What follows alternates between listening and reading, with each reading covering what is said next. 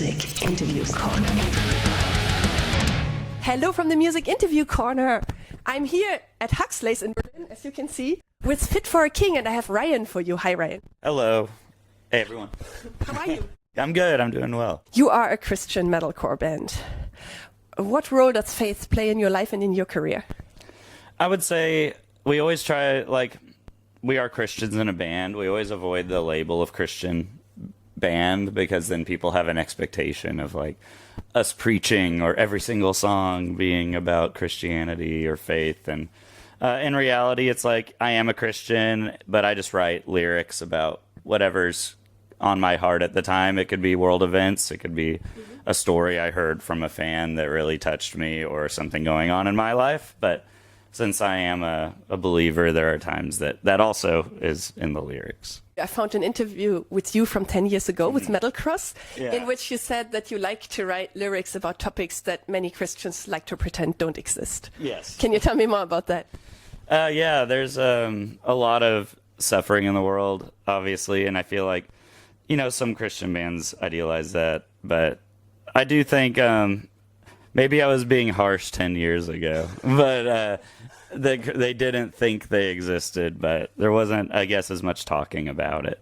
But I think there is a lot of, like, in America particularly, and it's not just with Christians, I think there's a lot of people that just focus so much on what's happening in America and don't think about how things we're doing or our government are doing are affecting the world and not just us. Because for us, we're just like, oh, nothing's happening, we're all good. And then people in the Middle East are having a little bit of a rough time. And I just don't think there's enough empathy for that. Mm-hmm. And fans often connect very deeply to your lyrics, and you have, of course, very heavy emotional topics in your music. Do you feel responsibility knowing, I mean, that your fans are connecting to your music on such a deep personal level?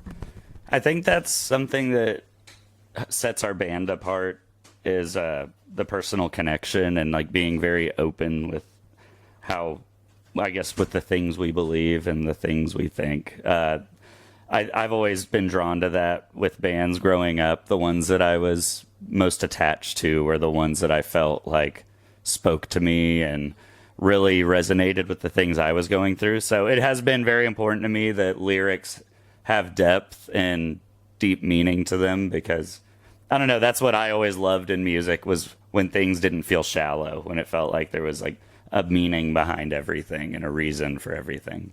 And can you give me some examples of the bands you listened to at that time? Yeah, there was I'd say even one that'll be unconventional is like Whitechapel. They have, like, a whole world they're building on their record This Is Exile that came out in, I believe, '09. And so there's, like, not all depth has to be like like Christianity or heartbreak. It's like they created a world with their lyrics, and the same goes for Linkin Park. Meteora was really big for me, and that was one of the first heavy bands. Heavy. I know some people will argue they are heavy. They scream, but Meteora has so many songs that covered so many topics with, like, depression and anxiety, and I could always feel whether it was the pain or the happiness or whatever in Chester's voice, and that was always so impactful. And I think that's what really made me be like, I only want to write music if it's like this, where it's, like, impacting someone's soul. Mm-hmm. And your last album, your 8th studio album, Lonely God, was released last year in August. Mm-hmm. What does the Lonely God stand for? Is it more like a metaphor, a character, or a feeling?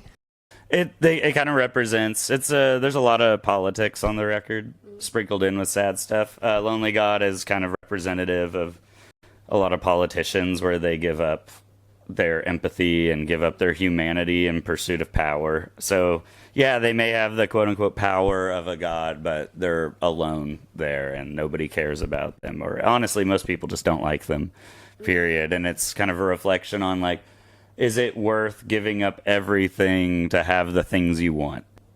And just, like, the pursuit of power and what it costs you. Mm-hmm.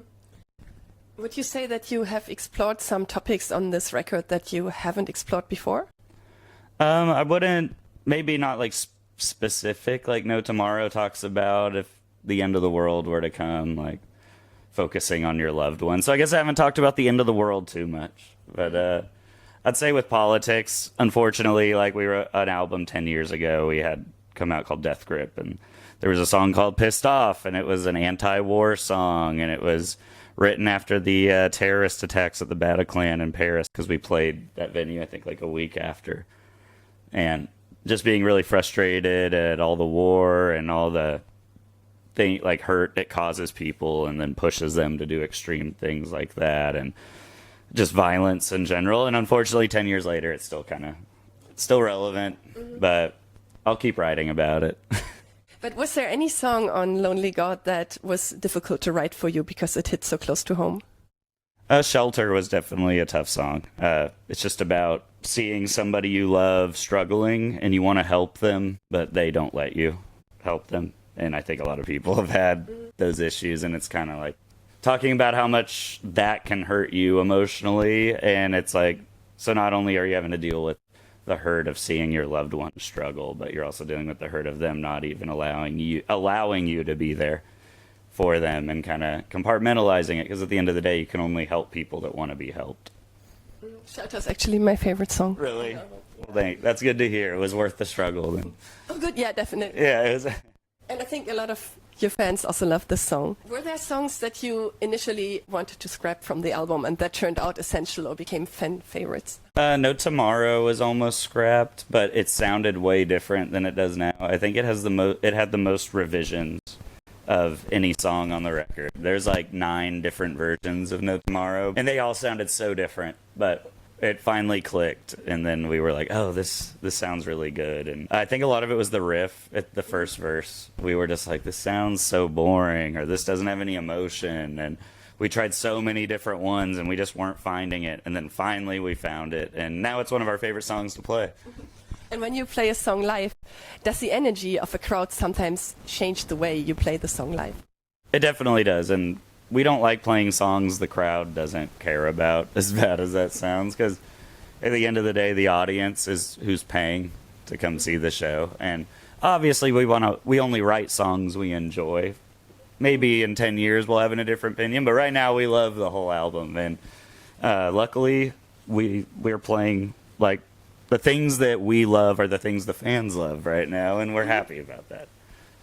And has the way the audience reacted to your songs ever changed the way how you felt about a song?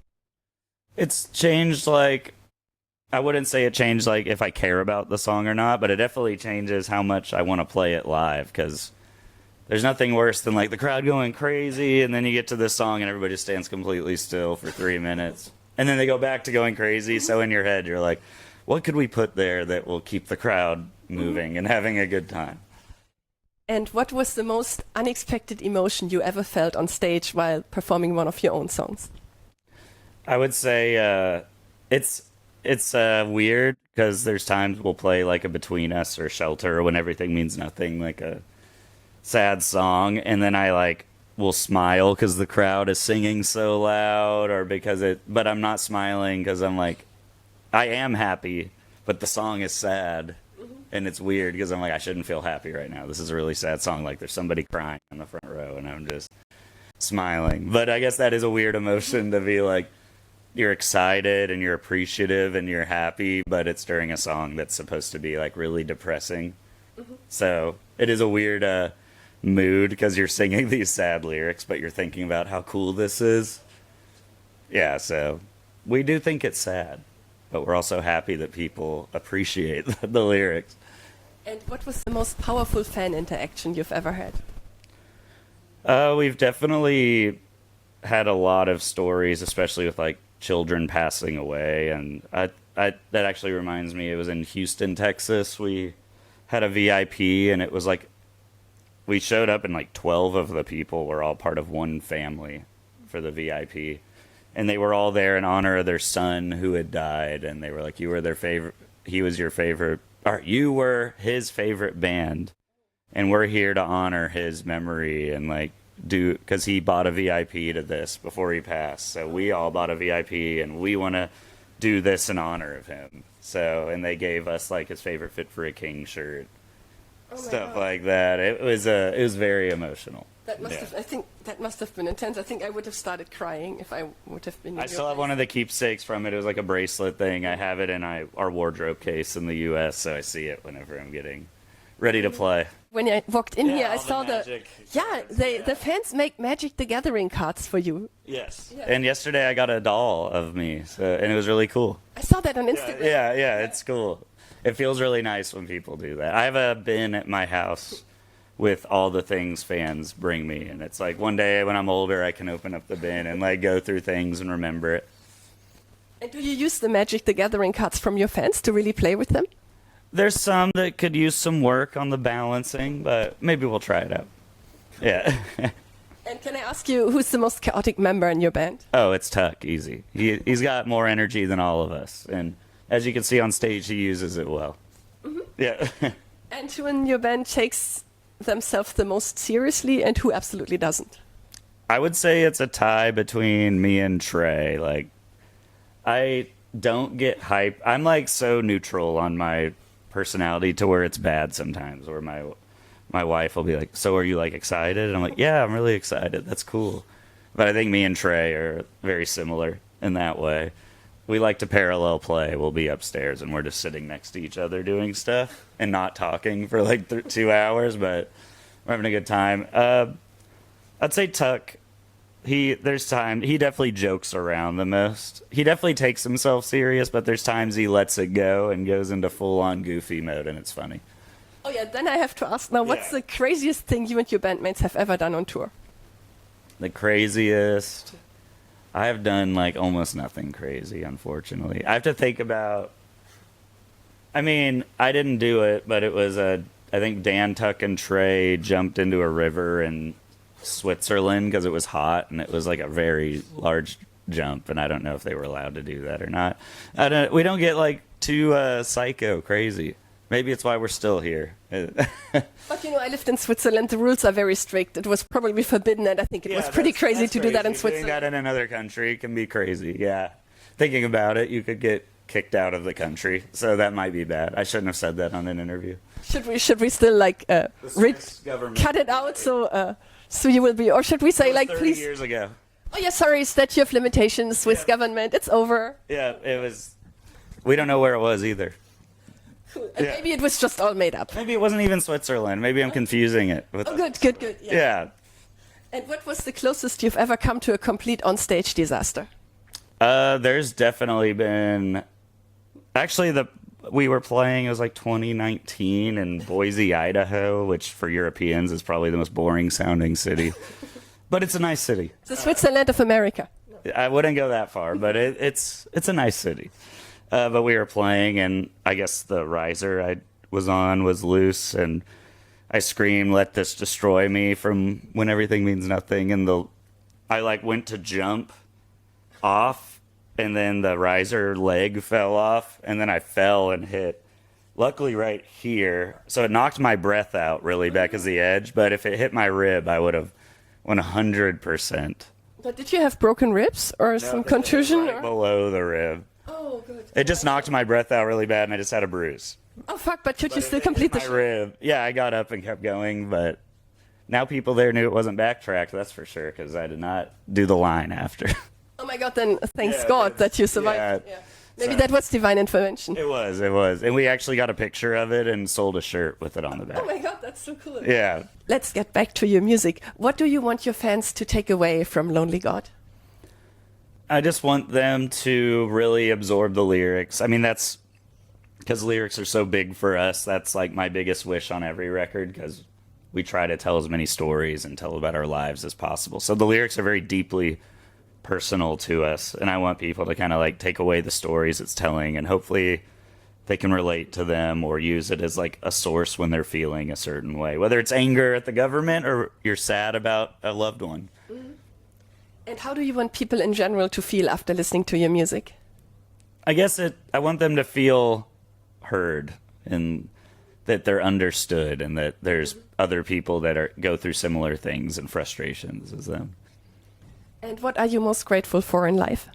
I'm grateful that I get to do this for a living. I mean, I'm sitting in Berlin, Germany, doing an interview and getting to play a concert, and it's the coolest job ever. I mean, a lot of 35-year-olds aren't traveling the world and making a living traveling the world. So I'm eternally grateful for our fans that allow us to keep doing this. Beautiful. And do you want to say anything else to your fans before we end this interview?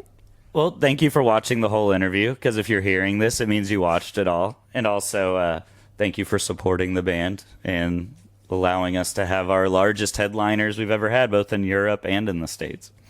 Wonderful. And you're going to be on another tour in the States with Motionless in White soon, in June, I think, or July, right? Motionless is definitely headlining that one, but it's Motionless and Lorna Shore, us, and Static Dress. It's a crazy lineup.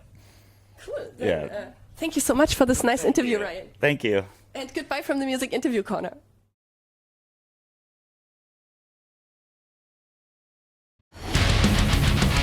Music Interview Corner.